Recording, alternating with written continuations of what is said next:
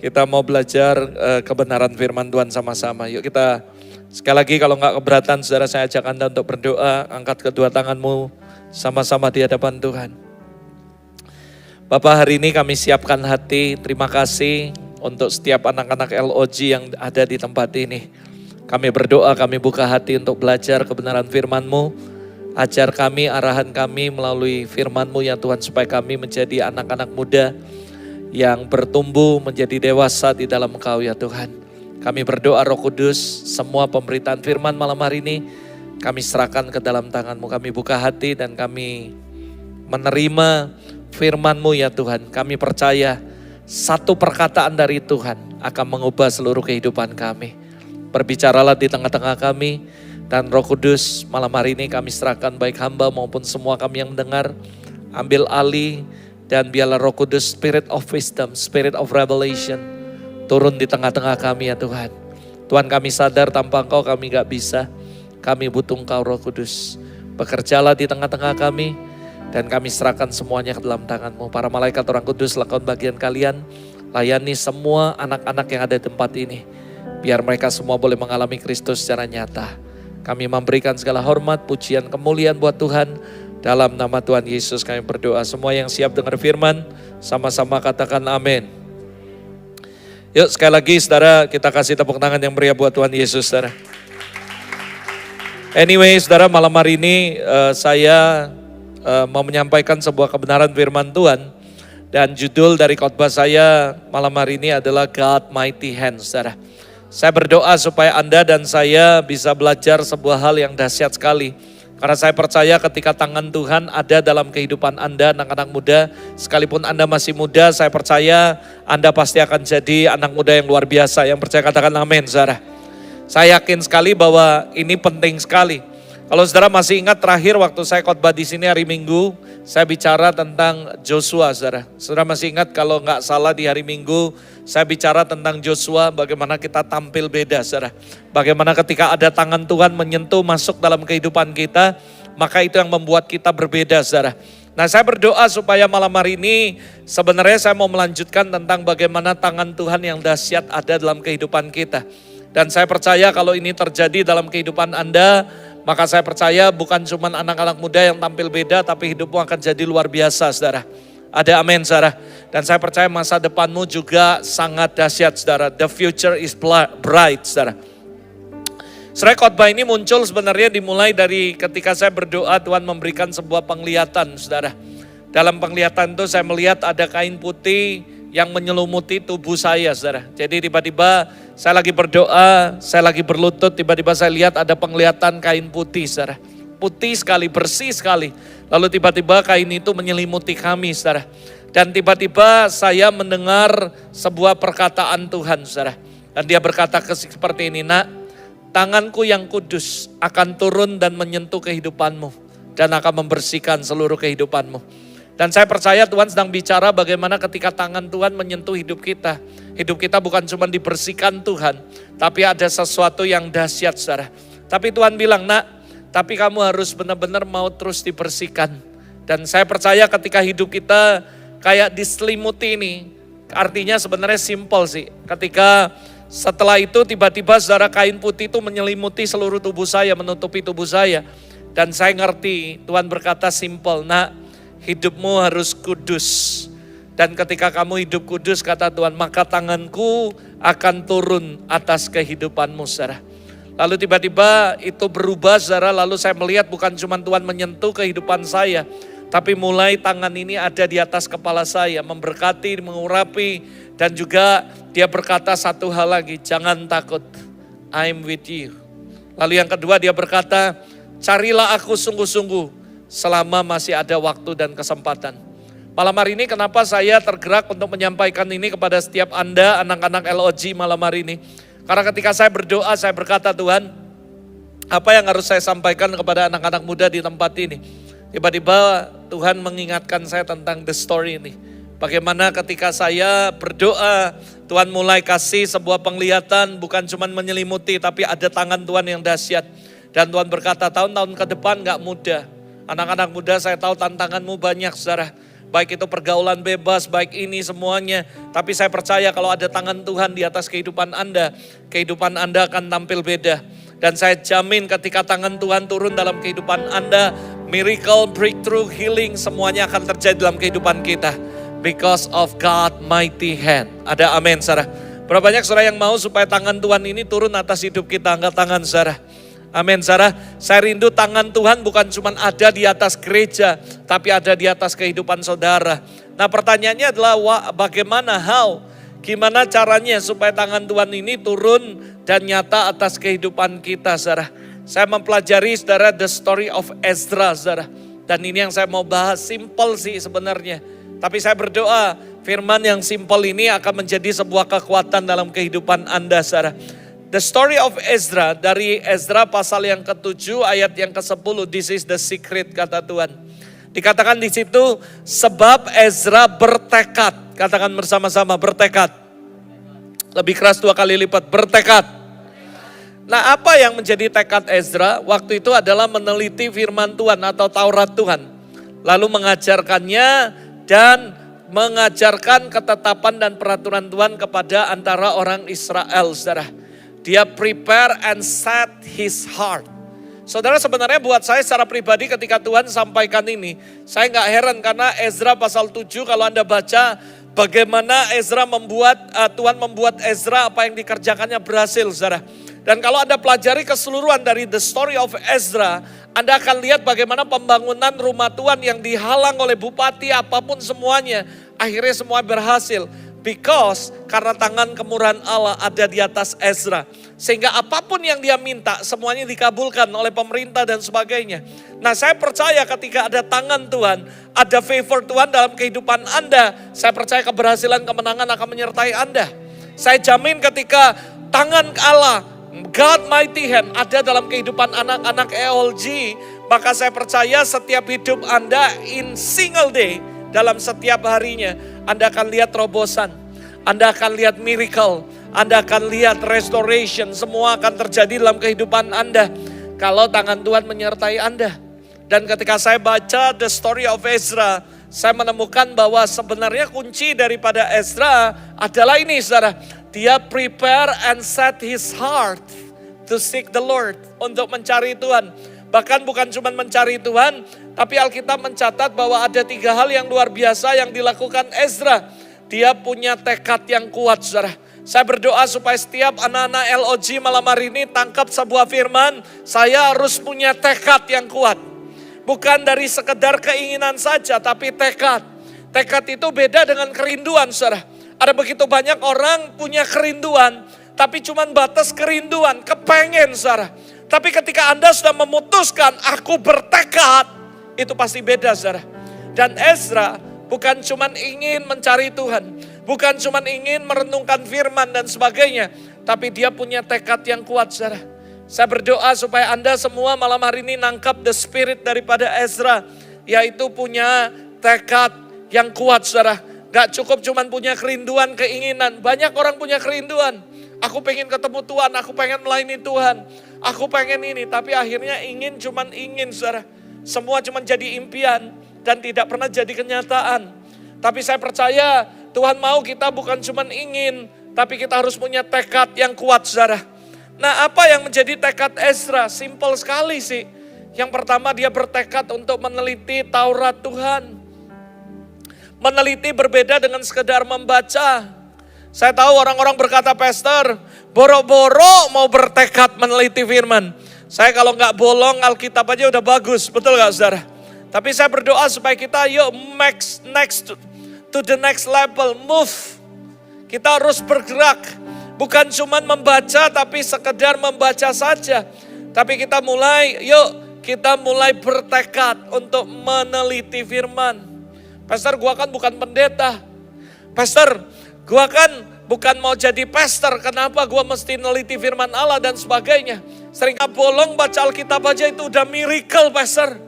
Gimana saya mau disuruh untuk meneliti firman? Saya katakan, ya itu pilihan Anda. Tapi saya berdoa, kalau kamu punya tekad yang kuat, maka tangan kemurahan Allah ada di atas Anda. Ada begitu banyak anak muda kepingin hidupnya dahsyat, dipakai Tuhan, nanti berhasil.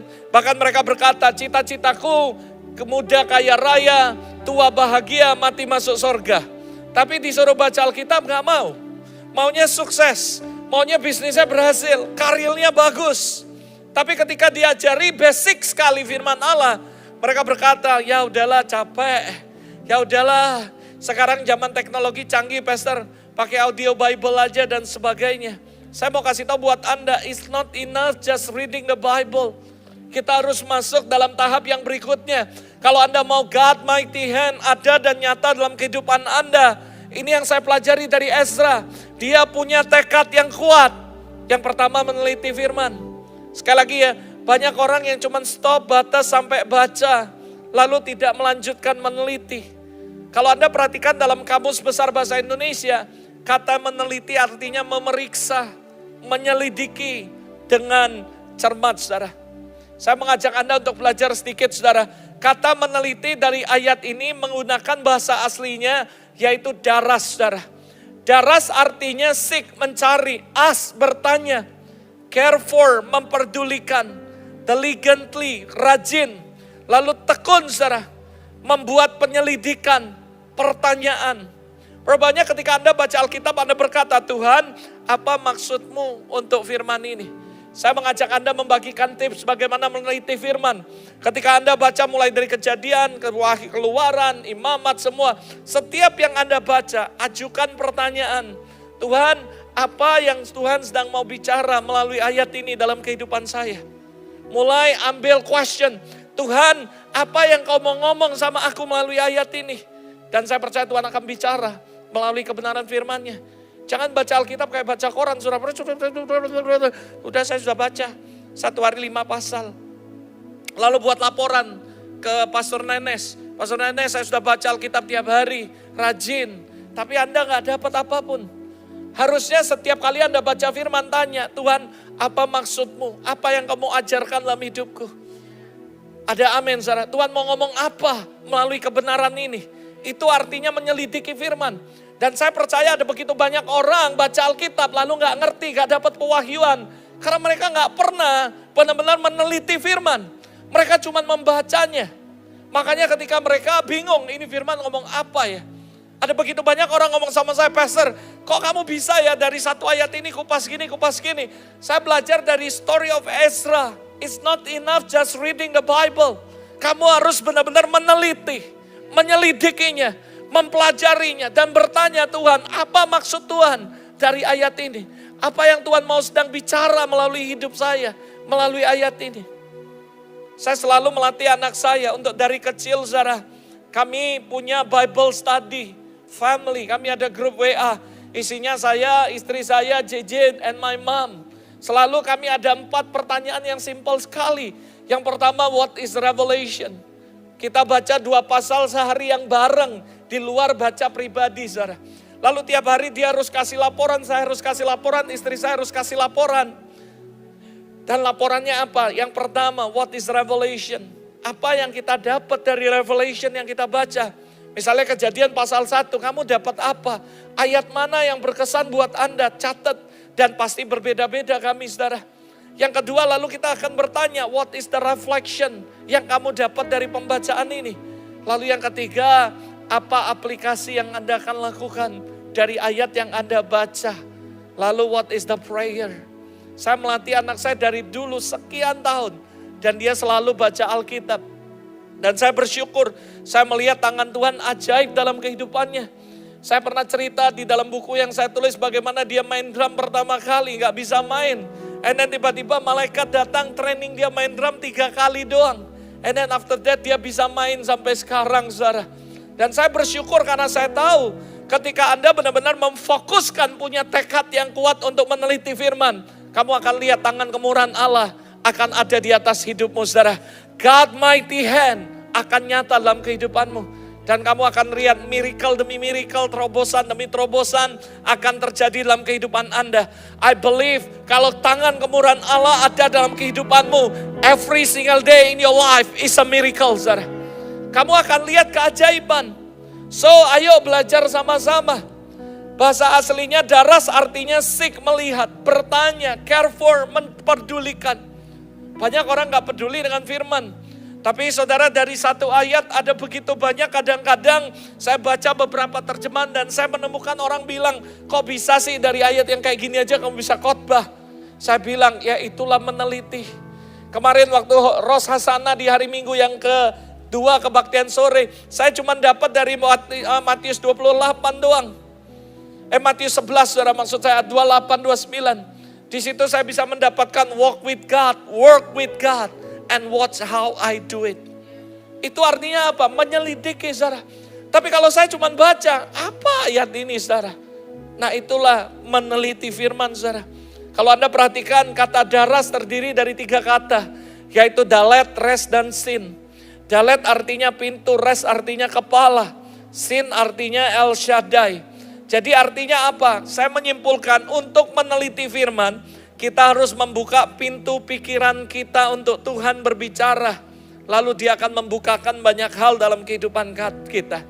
Jadi kita gak cukup cuma buka hati, tapi harus juga buka pikiran kita ketika kita mau meneliti firman Tuhan. Selain itu kita juga harus rajin, katakan rajin, saudara. Tekun, saudara, untuk mencari tahu dan membuat penyelidikan pada firman Tuhan melalui pertanyaan-pertanyaan dan sebagainya, saudara. Dan saya percaya kalau Anda lakukan ini, sebenarnya simpel dari Kejadian 1 ayat 1, Kejadian 1 ayat 2. Anda bisa bertanya, Tuhan, apa yang Tuhan mau bicara melalui ayat ini buat saya?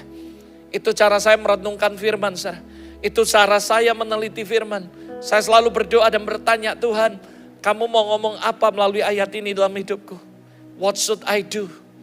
Apa yang bisa saya pelajari dari ayat ini? Makanya ketika saya baca The Story of Ezra, saya menemukan 3 hal ini. Ezra punya tekad yang kuat. Yang pertama untuk meneliti firman. Hari ini saya berdoa supaya anak-anak LOG bisa moving to the next level. Jangan cuma sekedar baca Alkitab, tapi start from tonight. Mulai pelajari, teliti firman Allah. Mungkin Anda bilang, saya ini gak nyambung, Pastor, kan saya bukan mau jadi pendeta. Nanti saya akan ada banyak testimoni, the story daripada orang sukses. Itu semuanya dimulai dari meneliti firman. Saya akan buktikan sama Anda nanti, saudara. Anda bisa searching di Google apakah benar apa yang saya ngomong. Dan Anda akan tahu bahwa semuanya basically in the Bible, saudara. Ada amin, saudara.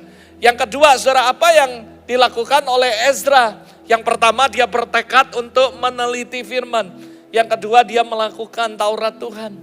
Jadi bukan cuma sekedar meneliti. Ketika engkau hanya meneliti, jadi pembaca, sekedar mengetahui, tanpa jadi pelaku firman Tuhan, tidak akan ada tangan Tuhan atas kehidupan Anda. Namun saudara, dengar baik-baik, untuk jadi pelaku kita harus tahu bahwa kita harus ngerti dulu firman itu secara utuh dan dengan pengertian yang benar. Banyak orang Kristen cuma tahu ayat, lalu melakukannya salah. Makanya kenapa saya bilang, kamu harus baca dulu dengan teliti. Tuhan lagi ngomong konteksnya apa.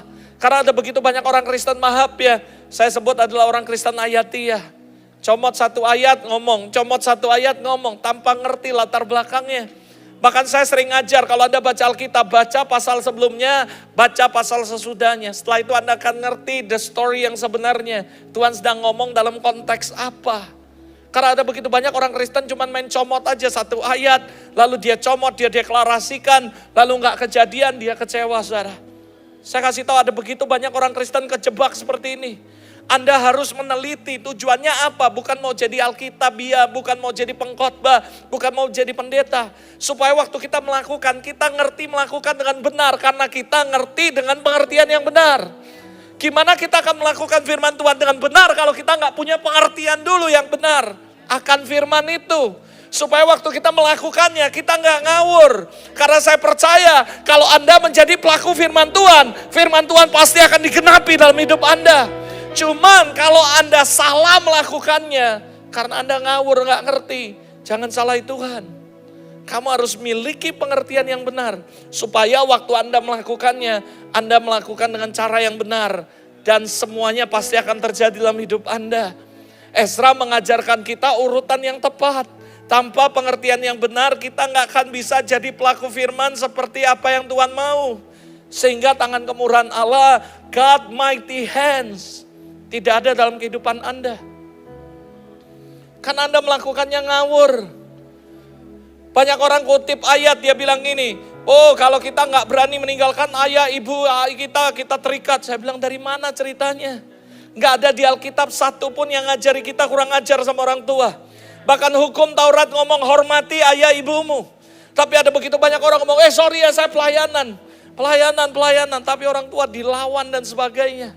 Saya kasih tahu itu nggak benar, nggak ada ayat dimanapun ngomong bahwa dengar baik-baik melawan orang tua itu baik, saudara. Yang ada melawan orang tua itu nggak baik. Kalau kamu ada Tuhan di dalam hidupmu, buktikan sama keluargamu, buktikan sama orang yang ada di rumah. Supaya mereka tahu, mereka lihat ada Kristus dalam kehidupan Anda. Saya juga melayani anak muda, sebelum saya jadi gembala, saya jadi youth pastor. Sampai hari ini pun kalau saya dibilang youth, masih orang percayalah. Ya kan, sampai penampilan juga kayak gini, saudara. Masih percayalah orang, saudara. Ada amin, saudara. Kalau Kenny mungkin dibilang om gitu, enggak lah bercanda. Saudara, saya mau ngasih tahu buat Anda, saya melayani anak muda satu. Lalu dia bilang ini sama saya, Pastor, saya ini ya mau ke gereja tapi orang tua saya nggak boleh. Apa yang mesti saya lakukan? Saya bilang aja jalan-jalan ke mall. Lalu kalau mau baptis kita bilang, oh kalau saya ngomong aja berenang. Jangan, saudara, nggak ada ceritanya kayak gitu. Berapa banyak saudara yang percaya, nggak ada hikmat yang bohong. Nggak ada, saudara. Kalau iya katakan iya, nggak kadang nggak. Bahkan saya ngomong, dengar ya, yang suka bohong tuh setan. Alkitab ngomong, bapak dari segala pendusta adalah setan. Kamu gak bisa pakai ngomong bohong untuk kebaikan, gak ada. Saya gak menemukan di Alkitab bohong untuk kebenaran, untuk kebaikan. Bohong is bohong. Gak ada batu besar, batu kecil kamu cemplungi ke sungai, tetap tenggelam, saudara. Ada amin, saudara. Dia datang ngomong sama saya, Pastor, mama saya gak boleh saya ke gereja, gimana? Saya ngomong, dengar ya, kamu percaya gak firman Tuhan bisa ngubah orang tuamu, asal kamu hidup benar dan melakukan firman Allah. Lalu what should I do, Pastor? Mulai hari ini gak usah ke gereja, saya bilang. Dia kaget, saudara. Dia bilang, saya gak pernah lihat pendeta kayak kamu, katanya. Lalu saya jelasin sama dia, gini loh, saya bukan ngomong kamu gak boleh ke gereja, pasti harus ke gereja. Tapi saya ngajari kamu yang benar. Mama kamu kan belum kenal Tuhan toh? Iya, papamu belum kenal Tuhan, buktiin sama mereka bahwa gereja ngajari yang benar. Lalu saya konselingi, saya ngomong ini. Oke, sebelum kamu mau kebaktian, kamu pamit sama papa mama. Dia pamit sama mamanya. Mas, saya mau ke gereja ya. Saudara tahu mamanya ngomong apa? Gak boleh. Nanti kalau mama mati, siapa yang sembahyang? Gak usah ke gereja-gerejaan. Gak ada orang kita gereja, cuman kamu tok. Gak usah katanya, yang kita ceritain gak usah. Lalu saya ajari dia cara ngomongnya. Lalu saya bilang ini, oke ya kamu ngomongin, ikuti omongan saya. Ya. Oh dia bilang, Ma, jujur Ma ya. Sebenarnya saya kepingin ke gereja. Karena saya tahu mah, saya sudah kenal Tuhan, saya ngalami Tuhan. Tapi karena mama gak boleh, saya gak akan pergi. Tapi jujur mah, saya mau pergi sebenarnya.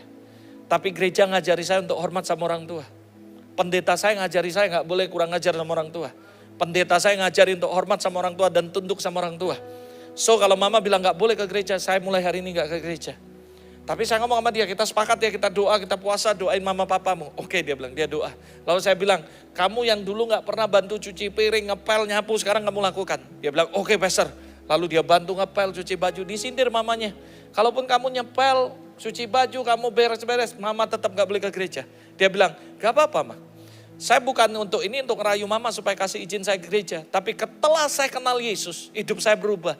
Dan Tuhan ajari saya untuk jadi berkat di rumah. Dan gereja ngajari saya untuk bantu orang tua juga. Mamanya diam, saudara. Habis itu dia bantu, dia ngepel, dia omongi, dia apain, dia gak bantah, dia gak lawan. Lalu saudara tahu apa yang terjadi, minggu berikutnya dia ngomong lagi. Ma, minggu ini saya ke gereja ya. Gak boleh kata mamanya. Oke Ma. Dan dia ngomong lagi. Sebenarnya saya mau ke gereja Ma. Tapi karena mama yang suruh, gereja ngajarin saya untuk hormat sama orang tua. Gereja pendeta saya ngajarin untuk gak boleh kurang ajar sama orang tua. Lalu singkat cerita dia lakukan lagi seperti itu. Mamanya nyindiri lagi. Dia bilang, enggak Ma. Saya lakukan semua pekerjaan ini karena wajar. Saya ini anak mama. Saya harus bantu orang tua. Dan saya lakukan ini bukan karena supaya mama ngizini saya ke gereja. Saya lakukan ini karena ini yang diajari di gereja. Ini yang diajari oleh Alkitab firman Tuhan. Lalu mamanya diam, saudara. Hari ketiga, minggu keempat sampai berapa bulan. Saya masih ingat kurang lebih 3 bulan, saudara. Hampir 3 bulanan. Tiba-tiba hari Minggu, saudara, dia lagi duduk, mamanya datang, dia bilang gini, kamu gak ke gereja hari ini? Dan dia bengong, saudara. Dia bilang, hah? Gak salah dengar, Ma. Kamu biasa ngomong ke gereja tiap minggu, kamu gak mau ke gereja? Mama boleh katanya. Boleh, pergilah. Pergi dia, saudara. Dan saudara tahu, hari ini, saya kasih tahu buat kamu, Mama papanya dibaptis dan jadi pekerja di gereja kami sampai hari ini, saudara. Kenapa? Karena saya tahu kita meneliti firman. Kita nggak boleh ngomong gini malah.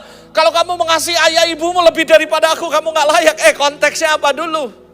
Kamu jangan ambil ayat itu lalu ngomong sama orang, apalagi kita pendeta. Saya ini pendeta nih, saya nggak mau ngomong ayat hanya untuk manipulasi orang supaya gereja saya penuh. Saya nggak takut, saya bilang. Saya mau ngajari Anda firman, saya mau ngajari yang benar, dan saya percaya ketika saya melakukan firman yang benar, Tuhan pasti akan bela. Dan tangan kemurahan Allah di atas kepala kami. Ada amin, saudara. Ini saya berani saksikan sama Anda. Hari ini ya semua keluarganya bertobat, terima Tuhan, papa mamanya yang baptis saya semua, saudara. Dan saudara tahu hari ini dia jadi pekerja di gereja kami, setia, doa pagi dan semuanya. Kenapa? Karena saya percaya kalau kita lakukan firman, firman itu akan bela kita, saudara. Kebenaran akan muncul seperti fajar. Gak akan ada yang bisa membendung kebenaran. So saya berdoa supaya anak-anak LOG, Anda ngerti firman dengan pengertian yang benar. Baru ketika Anda melakukan itu akan ada kuasa yang dahsyat atas firman itu. Banyak orang melakukan firman tapi gak ada kuasanya. Karena mereka gak ngerti, saudara. Mereka main comot aja ayat, comot aja. Saya ngomong sama anak saya, "Nih nak denger ya, kamu lebih berharga, lebih penting dari semua khotbah date dimanapun." Jelas saya sangat sayang sama dia. Dia kuliah aja saya anteri. Dia kuliah saya di hotel, saya berdoa, saya baca Alkitab, saya renungi firman. Dan orang-orang berkata, "Lu buang waktu aja nganter anak." Enggak, saudara. Saya nikmati, saya enjoy dengan anak saya. Karena itu yang Alkitab katakan, itu yang Alkitab ajarkan. Saya gak mau jadi pendeta, dikenal banyak orang, lalu saya gak bisa mengembalakan istri dan anak saya sendiri. Saya gak mau, saudara. Karena saya tahu, saya meneliti firman Tuhan gak ada yang ngajarkan kayak gitu, saudara. Itu sebabnya saya ngomong anak muda, jangan cuma baca Alkitab, lalu kita radikal, kita melakukan tanpa pengertian yang benar. Makanya kita harus ngerti firman, harus meneliti firman. Lalu setelah kita ngerti, kita tahu, lakukan dengan tekad. Jangan ngomong, wah percuma lah. Di tempat saya gak ada baptisan yang bohong pakai bawa baju lalu ditanya kemana? Oh berenang kita. Saya ngomong gak boleh kayak gitu. Kamu rasa, saya pikir ya baptisanmu gak akan jadi berkah buat kamu. Wong kamu bohong sama orang tua. Ngomong dong, aku percaya Tuhan hidupku diubah. Dan aku mau memberi hidupku dibaptis. Kalau mereka gak boleh gimana pastor? Ya udah ngomong, oke mah, doakan lagi. Hidup berubah. Karena saya percaya kalau hidupmu berubah, orang akan lihat Kristus dalam hidupmu. Orang tuamu akan berkata, aku mau ikut Tuhan. Kenapa? Aku lihat anakku berubah. Dulu anakku gak kayak gini. Saudara tahu ada orang nanya saya, Pastor Robert, bagaimana cara jangkau jiwa yang paling gampang? Saya kasih tahu ya, KKR itu cuma sekian persen bisa dapat jiwa. Semua apapun cuma sekian persen. Paling efektif adalah penginjilan, adalah perubahan hidup Anda. Dan paling gampang nginjili adalah keluarga Anda, karena dia tahu busuknya kita. Begitu dia lihat hidup kita berubah, dia akan tahu ini orang benar-benar mengalami perubahan dalam Tuhan. So sebenarnya menginjil orang yang paling gampang adalah siapa? Keluarga Anda. Karena dia tahu belangnya kamu. Kita bisa jadi malaikat di depan orang. Tapi dengar baik-baik, firman Tuhan gak ngajari kita gitu. Firman Tuhan ngajari kita. Kalau kita jadi orang Kristen, kita harus hidup sesuai dengan firman Allah. Ada amin, Sarah. Saya banyak kesaksian saya bisa saksikan sama Anda. Ketika kita hidup benar, sesuai dengan firman Allah, saya percaya God mighty hands akan ada dalam kehidupan kita. Dan kita akan mengalami perubahan demi perubahan. Yang ketiga, saudara, Ezra bertekad. Setelah dia bertekad meneliti firman, dia dapat pengertian yang benar. Dia lakukan dengan cara yang benar, dengan sikap hati yang benar. Dan dengan pengertian yang benar tentunya. Lalu setelah itu apa? Dia ajarkan ke orang lain. Saudara, ini yang saya lakukan. Saya meneliti firman, saya punya pengertian yang benar, saya lakukan dengan benar, dan saya ajarkan kepada Anda semua. Dan sebenarnya ini yang harus kita lakukan. Salah satu yang paling cara yang umum jelas, mengajarnya melalui khotbah, melalui sharing. Tapi sebenarnya metode pengajaran yang paling efektif, itu sebenarnya bukanlah khotbah, saudara, tapi kehidupan kita secara pribadi. Itu sebabnya this is moto hidup saya. Kalau ada orang nanya sama saya, what is our value in your life? Salah satu value atau moto dalam hidup saya selalu berkata, my life is my message. Alkitabiah sekali karena Paulus ngajarin bahwa hidup kita suratan terbuka dan dibaca banyak orang, saudara. Menjadi pertanyaan ketika orang lihat kehidupan Anda, apakah orang tertarik untuk ikut Tuhan? Atau malah sebaliknya, saudara. Muhammad Gandhi sebenarnya percaya dengan Yesus. Dan dia percaya dengan ajaran Kristus. Tapi dia kecewa dengan pengajaran dan kehidupan daripada murid-murid yang percaya kepada Kristus. Hari ini ya, kalau waktu itu murid-murid Kristus yang ada di situ hidupnya ngerti seperti Ezra, mungkin India adalah salah satu base yang paling besar kekristenan. Karena Muhammad Gandhi adalah tokoh yang luar biasa. Dan dia ngomong tuh, saya percaya Yesus, ajarannya bagus, semuanya bagus. Cuman orang yang percaya Tuhan hidupnya gak bagus. Intinya orang itu gak jadi berkat buat mereka. Sayang sebenarnya saudara. Berapa banyak Muhammad Gandhi yang ada di seluruh dunia yang melihat kekristenan lalu mereka kecewa dengan kekristenan. Saya berdoa supaya setiap orang melihat kehidupan anak-anak LOG, sekalipun Anda masih muda, wah gayanya masih culun-culun semua ini, masih lugu-lugu semua, tapi hidupmu jadi berkat buat orang. Orang lihat Anda, orang lihat Kristus dalam hidup Anda. Your life is your message. Itu yang saya tangkap saudara. Ada beberapa tokoh dunia, ini bukan tokoh Alkitab, tokoh dunia yang saya terinspirasi ketika saya membaca tentang ini dan saya belajar tentang kehidupan mereka. Siapa yang tahu ini saudara? Saya yakin Anda nggak tahu lah ini saudara. Kenapa? Anda belum lahir saudara. Mungkin papamu aja belum lahir. Tapi saudara, saya belajar dari beberapa story. Ini adalah ilmuwan yang sangat terkenal dalam dunia ilmiah. Dua di antaranya yang luar biasa, yang saya benar-benar dahsyat dan sangat diberkati. Yang pertama adalah bapak ini.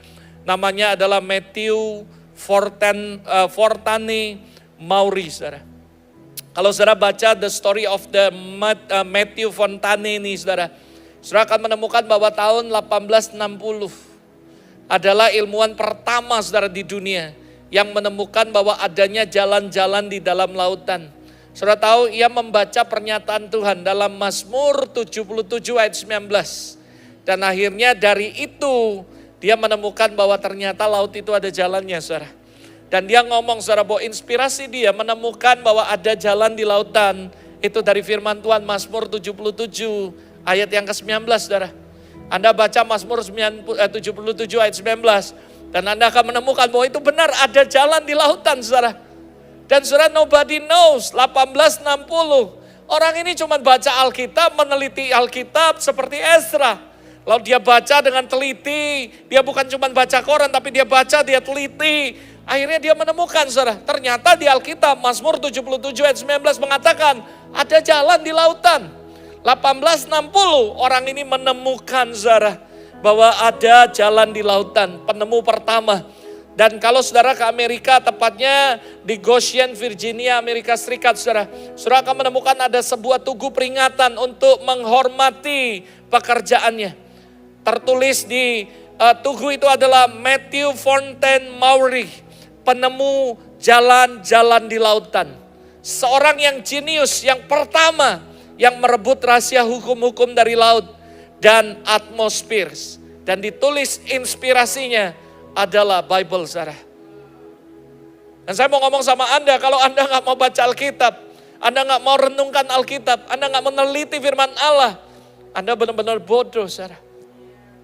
Kenapa? Karena ada begitu banyak rahasia bukan cuman untuk rohani saudara. Bahkan untuk pengetahuan umum, bukan untuk semuanya, ilmiah. Semuanya dasarnya adalah firman Allah saudara. Yang kedua ini bapak satu ini saudara.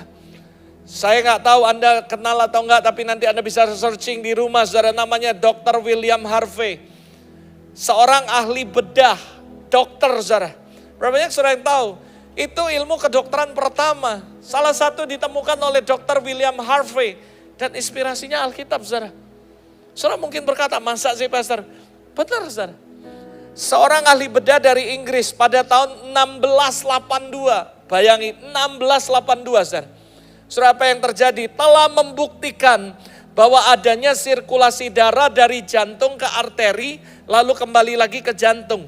Ia membuktikan bahwa sirkulasi darah mempengaruhi kesehatan, baik dan buruk di seluruh tubuh melalui oksigen dan makanan yang diperlukan sel-sel tubuh untuk bisa hidup. Dan ini adalah terobosan medis terbesar pada zaman itu. Kurang lebih 1682 saudara. Dan inspirasinya ditanya saudara, dan dia menjawab, firman Tuhan dalam Imamat 17 ayat yang ke-11 saudara. Nyawa makhluk ada di dalam darahnya. Itu Imamat 17 ayat yang ke-11 saudara. Mungkin kalau orang baca apa itu nyawa makhluk hidup ada di dalam darahnya. Nggak ngerti. Tapi orang ini dia meneliti firman. Tiba-tiba Roh Kudus bicara sama dia. Dan akhirnya ahli bedah ini mengetahui. Dan dia menemukan sebuah teori. Bahwa darah itu sirkulasi dari arteri lalu kembali lagi ke jantung. Dan ini mempengaruhi lalu ini dan sebagainya. Dan dia menemukan penemuan terbesar. Dan dia dapat dari Imamat 11. Imamat 17 ayat 11. Nyawa makhluk hidup ada di dalam darahnya. Lalu ada satu ayat lagi yang dia bagikan. Dia bilang Amsal 14 ayat 30. Hati yang tenang menyegarkan tubuh. Tetapi iri hati membusukkan tulang. Saudara, menurut saya ini luar biasa sekali. Dan inspirasinya adalah Alkitab, saudara. Waktu saya baca ini, waduh Tuhan, kalau kita gak mau sungguh-sungguh baca Alkitab, kita benar-benar bodoh. Satu lagi, saudara. Bapak ini, saudara. Ini yang luar biasa, saya juga mengagumi Bapak ini. Namanya Michael Faraday. Mungkin saudara pernah dengar kata Michael Faraday. Albert Einstein, siapa yang kenal? Angkat tangan, saudara. Kalau saya percaya Albert Einstein semua kenal. Michael Faraday belum tentu Anda kenal. Tapi tahukah Anda, dengar baik-baik. Albert Einstein telah menganggap Michael Faraday adalah sebagai salah satu ilmuwan yang hebat. Sehingga ia menyimpan foto Faraday di dinding ruang kerjanya. Di samping foto Isaac Newton, James Clerk Maxwell. Ilmuwan yang dianggapnya terkemuka. Ilmu fisika Ernest berkata, saudara.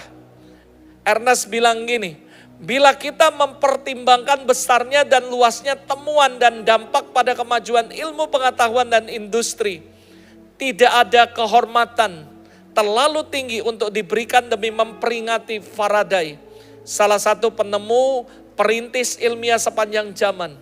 Faraday, Newton, Maxwell, semuanya adalah orang-orang Kristen Injili yang sungguh percaya Alkitab. Dan justru mereka menjadi inspirator bagi Albert Einstein. Albert Einstein menaruh foto Faraday di meja kerjanya. Karena inspirasi daripada Albert Einstein adalah Michael Faraday. Dan saudara tahu Michael Faraday, dia adalah orang yang sungguh-sungguh membaca firman Allah, meneliti firman Allah, dan melakukan firman Allah. Ada seorang lagi bernama Aldous Huxley. Pernah ditanya, dia berkata gini, siapa tokoh yang paling dikagumi dalam hidup ini? Yang kehidupannya ia ingin tiru. Saudara tahu apa yang dia katakan? Jawabannya adalah Michael Faraday. Orang ini, saudara. Semua penemu-penemu hebat yang Anda tahu di zamanmu, mereka mengagumi seorang yang bernama Michael Faraday. Ini orangnya, saudara. Kisah hidup Faraday bukanlah sekedar kisah yang baik. Tetapi kisah suatu kehidupan yang mengubah dunia. Faraday adalah seorang yang sebenarnya tidak berarti. Tapi dia mempercayai Tuhan, bekerja keras, komit kepada visinya. Berhasil jauh melebihi ekspektasinya. Dan ia meraih kehormatan ahli ilmu fisika eksperimental yang terhebat, saudara. Sampai masa kini, saudara. Faraday telah dikagumi sedemikian. Walaupun masa ini kita berbagai ada alat mainan kimia, fisika, ultratext yang dapat dipakai semuanya. Tapi sebenarnya basically itu adalah Faraday semua, saudara. Lalu dikembangkan sampai hari ini, saudara. Faraday telah mempesona begitu banyak penonton dengan pertunjukan di muka umum. Ia menemukan beberapa hukum ilmiah yang terpenting dalam ilmu fisika, kimia, merevolusi dunia ekonomi. Namun semuanya tidak ada yang paling berarti baginya dibandingkan dengan imannya sebagai orang Kristen. Dengar, ini Faraday, saudara. Dia di catatan biografinya dia saya baca, I'm shocked. Dia bilang gini, saudara. Ia lebih suka memberi waktu untuk berdoa dan belajar Alkitab bersama teman-temannya di gereja daripada mengikuti upacara pemberian penghargaan untuk dia sendiri, saudara.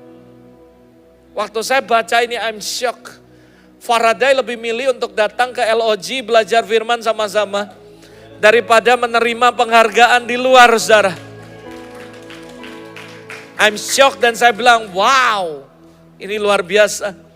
Dia sering diundang dari keluarga kerajaan dan sebagainya. Tapi ia selalu bertekun rendah hati. Secara mutlak komitmen kepada kebenaran firman Allah sepanjang hidupnya.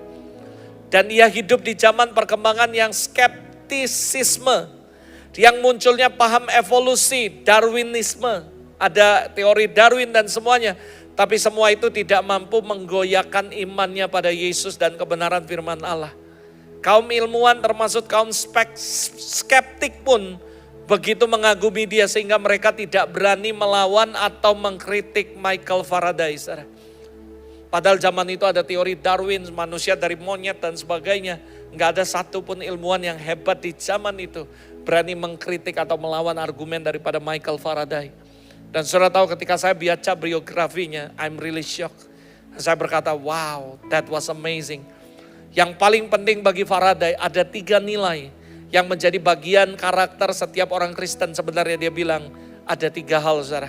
Ini Michael Faraday punya story, saya kutip dan saya bagikan kepada Anda. Yang pertama dia bilang ini, muliakan Tuhan dalam segala sesuatu. Saudara, buat Faraday apapun yang Anda lakukan, Anda harus muliakan Tuhan dalam segala sesuatu. Faraday percaya bahwa orang Kristen harusnya selalu bertekun agar memuliakan Tuhan dalam segala sesuatu. Faraday berkata, excellent of service. Seperti nyata dalam firman Tuhan, 1 Korintus 10 ayat 31. Dia mengkutip lalu dia kasih ayat, saudara. Excellent of service. Lalu dia berkata, jika engkau makan atau minum, dan jika engkau melakukan segala sesuatu yang lain, lakukanlah semuanya itu untuk kemuliaan Allah. Jadi jangankan Anda membuat pelajaran ilmiah dan semuanya, menemukan sesuatu. Makan dan minum apapun yang Anda kerjakan, lakukanlah untuk memuliakan Tuhan. Amin, saudara. Saya kadang-kadang kan suka ngomong sama anak-anak muda. Anak-anak muda kalau makan harus memuliakan Tuhan. Ada banyak anak muda kalau lagi datang kondangan, saudara, imannya sakti-sakti. Dia berkata, Pastor, bukankah ini Alkitabiah? Kita bisa memindahkan gunung. Nah, saya lagi praktek firman Tuhan. Bagaimana memindahkan gunung ke atas piring saya. Lalu diambil nasinya banyak, diambil sayurnya banyak, saudara. Dan dia dengan bangga berkata, imanku hebat memindahkan gunung ke dalam piring, saudara. Lalu alhasil, saudara, orang-orang ngomong, waduh, kalau ulang tahun kondangan, ngundang anak gereja, habis kita. Itu disikat semuanya. Saya sering ngomong sama anak-anak muda, kalau kamu makan, ambillah sedikit. Habis ambil lagi. Kenapa? Makan, minum, apapun yang Anda lakukan, harus memuliakan Tuhan, saudara.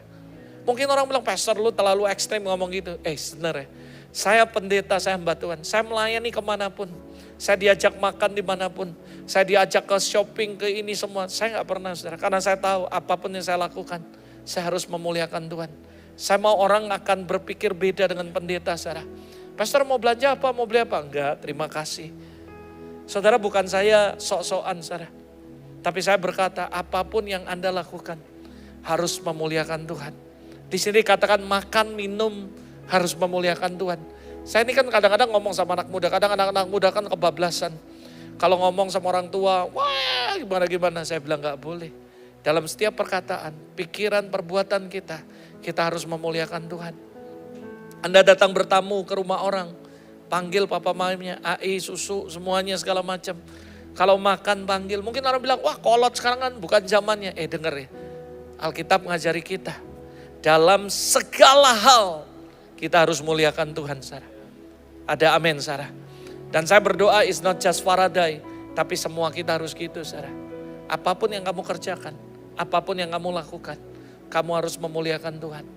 Jangan seorang pun menganggap kau rendah karena kau muda, tapi jadi teladan. Saya belum muda, saya baru 28 tahun ke atas, saudara. Ke atas, saudara, ke atas.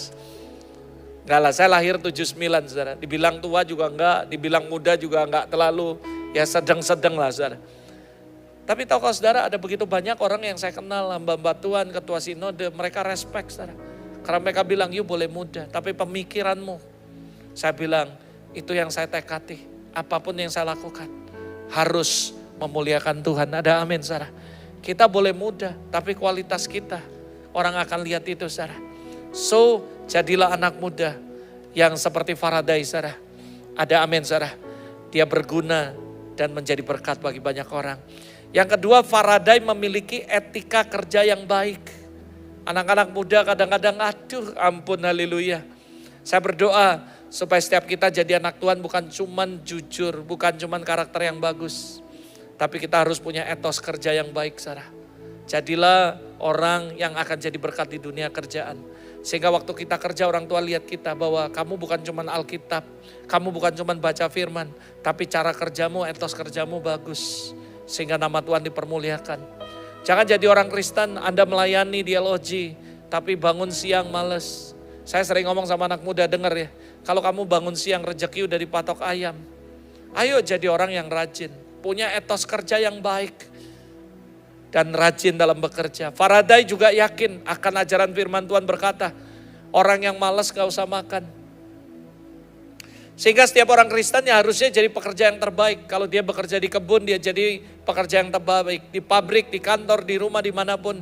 Dia kerja yang terbaik, Sarah. Ada amin, Sarah. Jangan buat malu Tuhan. Wah cuman jago haleluya. Tapi kalau kerja ahli lupa. Dikit-dikit lupa, aduh mau apa ya lupa. Di gereja begitu sorak-sorai semangat. Di tempat kantor lesu, lemes, letih. Dan semuanya, Sarah. Anda harus buktikan bahwa anak Tuhan gak seperti itu, punya etos kerja yang baik. 2 Tesalonika 3 ayat 10, sebab juga waktu kami berada di antara kamu, kami memberi peringatan ini kepada kamu, jika seorang tidak mau bekerja, jangan makan. Artinya Tuhan gak suka dengan orang yang males. Kamu bilang, Faraday kok hebat, dia baca Alkitab. Selain dia baca Alkitab, dia bekerja keras. Gak ada orang yang sukses, datang tiba-tiba, bangun tidur tiba-tiba sukses. Semua dengan air mata. Dengan keringat, saudara. Saya gak akan bisa ada hari ini kalau saya gak serius sungguh-sungguh cari Tuhan. Semua orang ngomong ini, wah semua itu ada harga yang harus kita bayar. Gak ada semua simsalabim, saudara. Bangun tiba-tiba jadi kayak gini, gak ada, saudara. Semuanya kita harus punya etos kerja yang baik. Ini yang dimiliki oleh Faraday, saudara. Saya mempelajari story of Faraday, dia bilang pokoknya apapun yang kita kerjakan, muliakan Tuhan. Bahkan makan minum pun muliakan Tuhan, apalagi kerja. Yang kedua dia berkata, miliki etika kerja yang baik, etos kerja yang baik.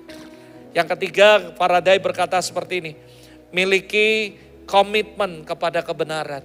Penting sekali. Seorang Kristen sejati tidak boleh berdusta, tapi selalu harus memperkatakan kebenaran dan hidup benar dan tidak boleh berdusta. Keluaran 20:16, Bilangan 23:16, Efesus 4:25, Yohanes 8:32. Dia tulis semuanya. Dan waktu saya baca ini, saudara, I'm so blessed. Dan saya berkata, wow, no wonder, saudara. Faraday menjadi inspirasi bagi Albert Einstein. Faraday menjadi tokoh terkemuka, penemu yang paling hebat dan dikagumi oleh banyak orang. Berapa banyak saudara yang mau mengalami hal yang seperti itu, angkat tangan saudara. Ayo, izinkan tangan Tuhan menyertai hidup saudara. Belajar the story of Ezra, meneliti firman dengan sungguh-sungguh.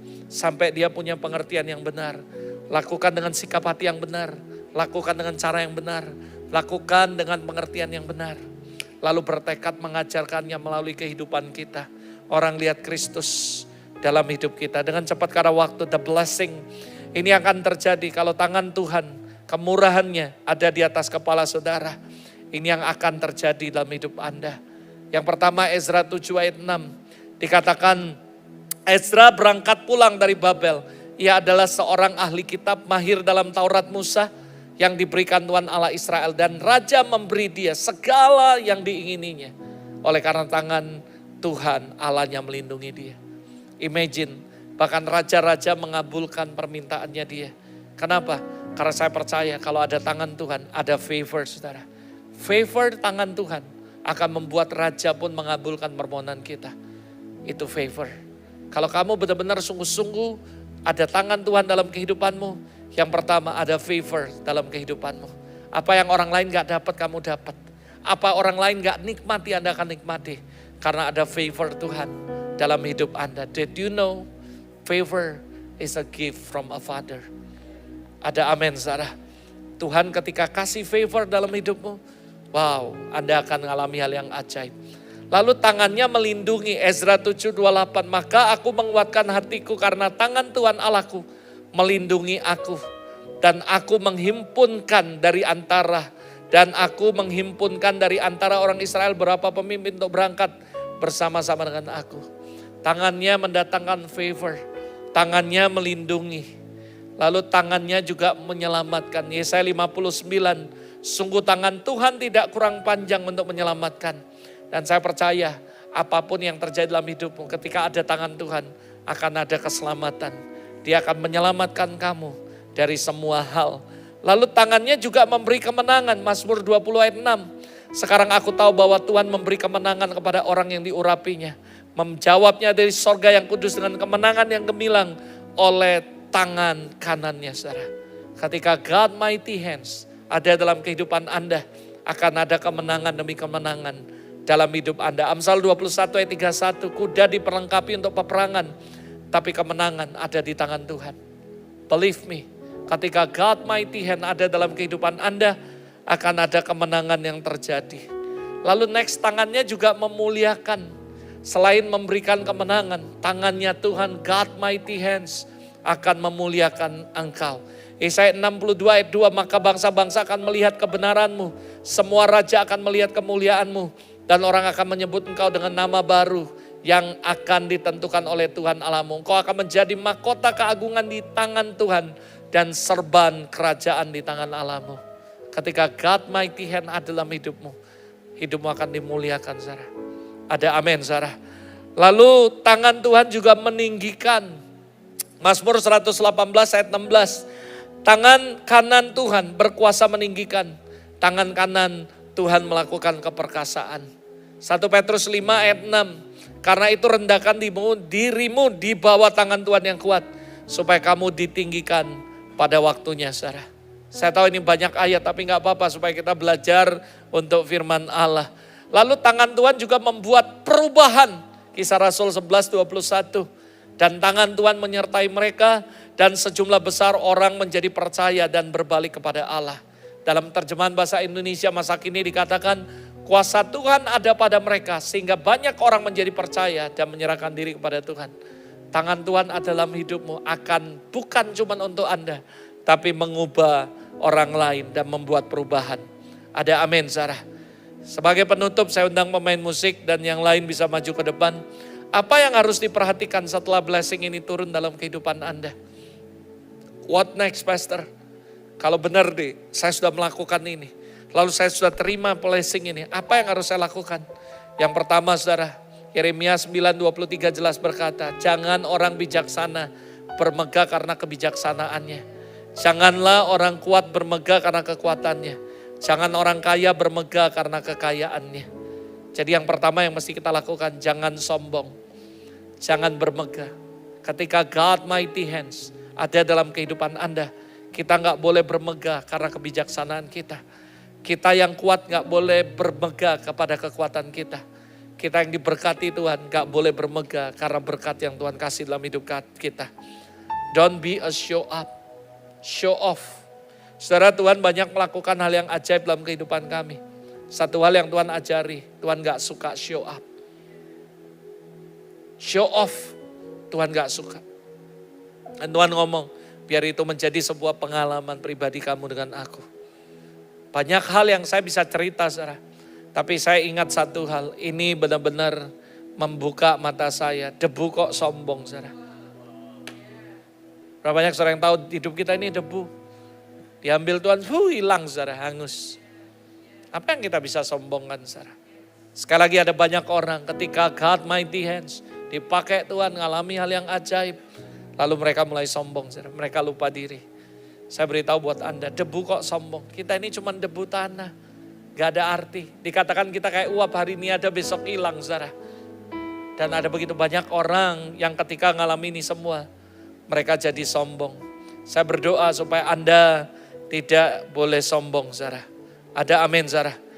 Dan ayat 24 berkata, tetapi siapa yang mau bermegah, baiklah dia memegah karena berikut. Karena yang pertama, ia memahami dan mengenal aku. Dan akulah Tuhan yang menunjukkan kasih setia, keadilan, kebenaran di bumi. Sungguh semuanya itu kusukai. Jadi kalau kamu mau bermegah, bermegahlah di dalam Tuhan karena kamu kenal Tuhan.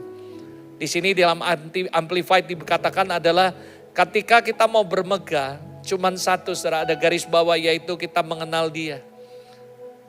Kita kenal Dia secara apa? Personal, practically, directly dan semuanya saudara. Dan my character kata Tuhan. Bangga kalau kita bisa mengenal dia secara pribadi saudara.